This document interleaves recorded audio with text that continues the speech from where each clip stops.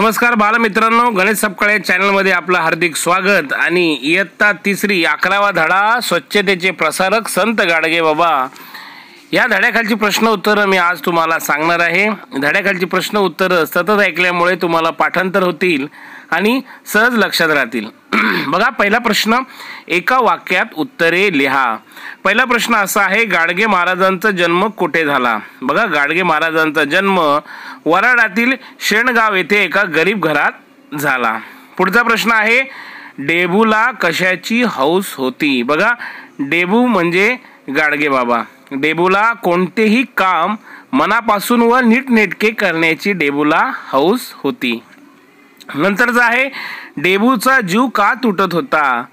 तर काबाड कष्ट करणाऱ्या लोकांचे दुःख दारिद्र्य पाहून डेबूचा जीव तुटत होता। नंतरचा प्रश्न आहे, गाडगे बाबांची देवपूजा कोणती? बघा, गाडगे बाबांची देवपूजा याचं उत्तर आहे, दुखी व भुकेल्या माणसांना गाडगे बाबा मदत करायचे। उजाड गावे उभे करून त्यांनी लोकांना सेवेची प्रेरणा दिली। गाडगे बाबांनी अनाथ, अपंग, दरिद्री व दुःखी लोकांना देव मानले आणि रंजल्या गांजलेल्या लोकांची सेवा करणे हीच त्यांची देवपूजा होती। बघा, अतिशय सुंदर असं या प्रश्नाचं उत्तर आहे। नंतरचा प्रश्न आहे, लोकांचे कोणते वागणे डेबूला आवडत नव्हते? प्रश्न दुसरा, 2 ते 3 वाक्यात उत्तर द्यायचं आहे।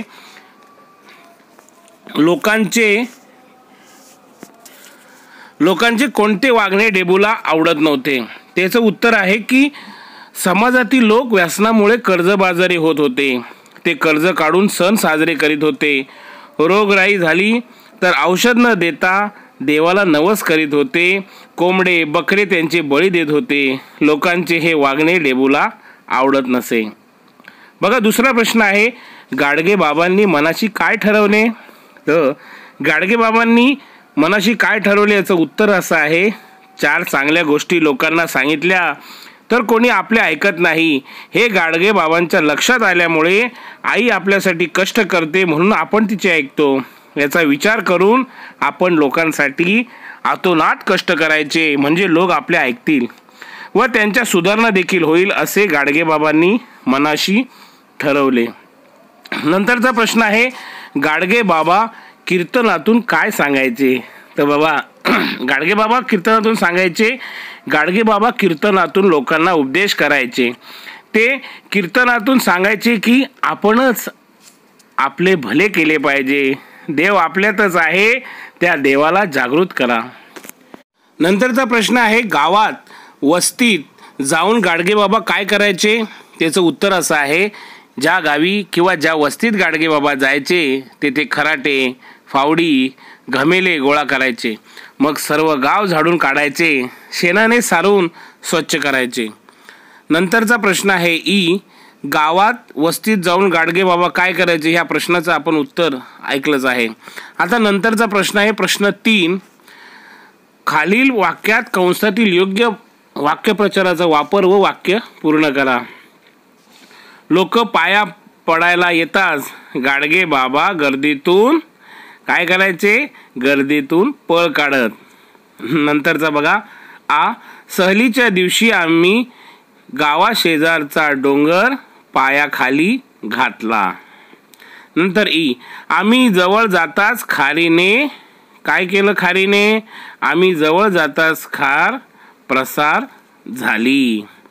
नंतरचा आहे, माझा ताप लवकर कमी होत नसल्यामुळे आईचा जीव तुटू लागला। नंतर आहे, खेळताना मार लागला तरी मुले काय आहे? खेळताना मार लागला तरी मुले पर्वा करीत नाही। तुम्ही हे प्रश्न वारंवार त्याची उत्तरं ऐकल्यानंतर तुम्हाला त्याचा सराव होईल। नंतरचा प्रश्न बघा, प्रश्न क्रमांक 4, वेगवेगळे प्रश्न विचारून एकाच उत्तर कसे मिळते ते समजून घ्या। उदाहरणार्थ बघा, गरीब, अनाथ व अपंग लोकांसाठी बाबांनी सदावर्ते सुरू केली, हे उत्तर हवे आहे। मग प्रश्न कसा विचारायचा? बघा, गरीब, अनाथ, अपंग यांच्यासाठी बाबांनी काय सुरू केले? तर सदावर्ते सुरू केले, याचं उत्तर भेटलं। दुसरा प्रश्न तोच बघा, बाबांनी कोणासाठी सदावर्ते सुरू केली? तर गरीब, अनाथ व अपंग लोकांसाठी बाबांनी सदावर ते सुरू केली. अशाच पद्धतीचे प्रश्न आपल्याला खाली बघा त्यांनी दिलेलं आहे की काबाड कष्ट करणाऱ्या लोकांचे दुःख दारिद्र्य पाहून डेबूचा जीव तुटत होता. आता हे उत्तर जर हवं असेल तर आपण कोणता प्रश्न विचारणार? डेबूचा जीव का तुटत होता, हे की नाही? किंवा असं देखील प्रश्न विचारू शकतो आपण, काबाड कष्ट करणाऱ्या लोकांचे दुःख दारिद्र्य पाहून डेबूला काय तुटत होते डेबूचे? तर त्याचं उत्तर तेच आहे की डेबूचा जीव तुटत होता. दुसरा आहे आ, वयाच्या 29व्या वर्षी गाडगेबाबांनी घरादाराचा त्याग केला. आता हे उत्तर आहे. आपल्याला प्रश्न बघायचा आहे. तर प्रश्न बघा असा येऊ शकतो, वयाच्या कोणत्या वर्षी गाडगेबाबांनी घरदाराचा त्याग केला? आहे तर त्याचं उत्तर येतं वयाच्या 29व्या वर्षी. परत अजून एक तुम्ही प्रश्न विचारू शकता ह्या उत्तरासाठी की वयाच्या 29व्या वर्षी गाडगेबाबांनी काय केले? तर त्याचं उत्तर तेच आहे की गाडगेबाबांनी घरदाराचा त्याग केला. नंतरचं आहे ई बघा, बाबांनी स्वतः राबून कष्टून मदत मागून धर्मशाळा बांधल्या. आता हे झालं उत्तर. तर आपल्याला काय द्यायचं मित्रांनो? आपल्याला प्रश्न विचारायचा आहे ह्या उत्तरासाठी. आता प्रश्न असा आहे की बाबांनी धर्मशाळा कोणत्या परिस्थितीत बांधल्या? तर त्याचं उत्तर हे आहे. दुसरा प्रश्न अजून ऐका येईल की स्वतः राबून कष्ट मदत मागून बाबांनी काय बांधल्या? तर हे त्याचं उत्तर आहे की बाबांनी स्वतः राबून कष्टून मदत मागून धर्मशाळा बांधल्या. पुढचं बघा, गाडगेबाबांनी जात मानली नाही, हे त्याचं उत्तर आहे. तर गाडगेबाबांनी काय मानली नाही? मजेदार आहे ना प्रश्न. पुढचं बघा, जात कोणी मानली नाही? जात कोणी मानली नाही? हां, याचं उत्तर आहे की गाडगेबाबांनी जात मानली नाही. प्रश्न 5वा, विचार करा आणि सांगा आणि लिहा. बघा हा विचार करायचा प्रश्न आहे. या प्रश्नाचं उत्तर मी देता येत नाही कारण हा विचार तुम्हाला करायचा आहे. तरी देखील तुम्हाला एक थोडीशी हिंट देतो.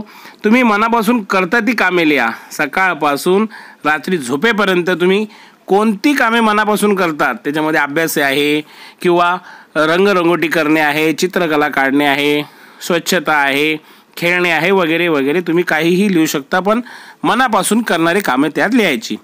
पुढे आहे, कोणती कामे तुम्हाला मनापासून करावीशी वाटत नाही? कोणती कामं करावीशी वाटत नाही? दिलखुलासपणे मनापासून जी वाटत नाही ते कामं तुम्ही लिहायची आहे. पुढचं बघा, तुमचे आई वडील शिक्षक यांच्यामध्ये तुमच्यात कोणते चांगले गुण आहेत? बघा हा गुण अतिशय तुम्हाला स्वतःचं निरीक्षण करायचं आहे की माझ्यामध्ये चांगला गुण कोणता आहे म्हणून. ठीक आहे, तर हेच प्रश्नाचं उत्तर तुम्हालाच लिहायचं आहे कारण प्रत्येकाला वेगवेगळे गुण आहे. चला प्रश्न 6वा बघा, या पाठामध्ये गाडगेबाबा कसे दिसतात याचे वर्णन आलेले आहे ते पाहायचा आणि तुमची आई वडील कसे दिसतात याचे वर्णन करा. बघा गाडगेबाबा कसे दिले होते, गाडगेबाबाचं वर्णन हुबेहूब आपल्या डोळ्यासमोर आलं. त्याच पद्धतीने आपण आपल्या आईवडिलांचं निरीक्षण करायचं आणि तशा पद्धतीने लिहायचं. प्रत्येकाच्या आईवडिलांचं वर्तन, त्यांचा पोशाख, त्यांचं वागणं वेगवेगळं असतं म्हणून या प्रश्नाचं उत्तर तुम्ही स्वतः लिहायचं आहे. बघा वाचा, चौकटीत अक्षरे लिहून ते शब्द पूर्ण करून कोडे सोडवा. बघा चौकट आहेत 1 ते 11 आहेत, त्यांना शब्द दिलेला आहे 10. पहिला शब्द दिलेला आहे 10 म्हणजे 10 पासून 2 शब्द अंक 2 शब्दाचा अक्षर आहे आणि पहिला शब्द दिलेला आहे 10. तर प्रश्न असा आहे, मोठ्या भावाला म्हणतात. तर पहिला प्रश्न आहे 10 म्हणजे काय म्हणतात? दादा, आहे की नाही?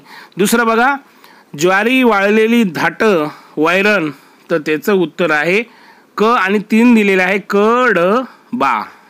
ठीक आहे.